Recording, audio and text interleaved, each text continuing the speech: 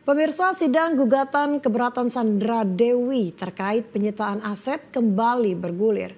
Saksi penyidik Kejagung Max Jefferson Mokola menyebut ada keanehan dari perjanjian pisah harta antara terdakwa kasus korupsi timah Harvey Muiz dengan Sandra Dewi. Sidang gugatan keberatan Sandra Dewi terhadap penyitaan aset kasus suaminya Harvey Muiz berlanjut dengan pemeriksaan saksi dari termohon atau jaksa. Saksi yang dihadirkan adalah penyidik yang melakukan penyitaan terhadap aset Harvey Muiz, yakni Max Jefferson. Jaksa Sylvia Mulyani mengatakan saksi dari pihaknya menjelaskan seputar alasan penyitaan tas dan perhiasan oleh Kejagung, yakni karena ada kaitan dengan transfer Harvey ke asisten Sandra Dewi, Ratih Purnamasari. Sejauh ini Kejaksaan Agung telah menyita 88 tas dan sekitar 140 perhiasan milik Sandra Dewi dan belum dikembalikan karena untuk menutupi kerugian negara. Tadi intinya saksi mengatakan atau menjelaskan perihal yang pertama adanya transfer uang dari Harvey Muiz itu kepada Sandra Dewi, Kartika Dewi dan Raymond Gunawan, yang dimana Sandra Dewi, Raymond dan juga Kartika ini juga sebagai pemohonnya.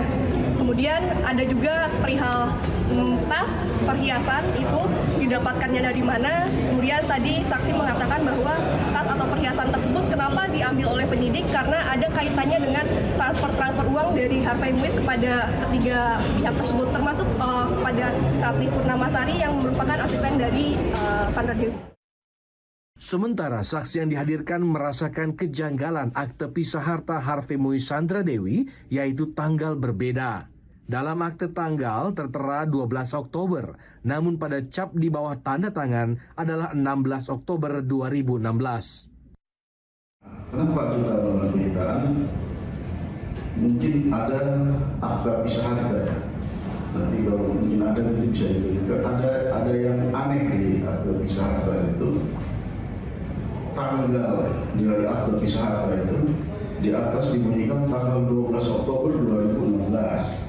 Tetapi di cap basah akte itu tanggalnya berbeda. Sehingga mungkin secara formil ada akte kawin pisah harta, tapi secara material ini masih dilakukan kebenaran waktu itu oleh penyidik dengan berdasarkan pengamatan dan fakta. Sidang selanjutnya adalah agenda kesimpulan dari pemohon dan termohon pada Kamis 30 Oktober 2025. Laporan Paulus Sebastian Iskandar, Jakarta, Garuda TV.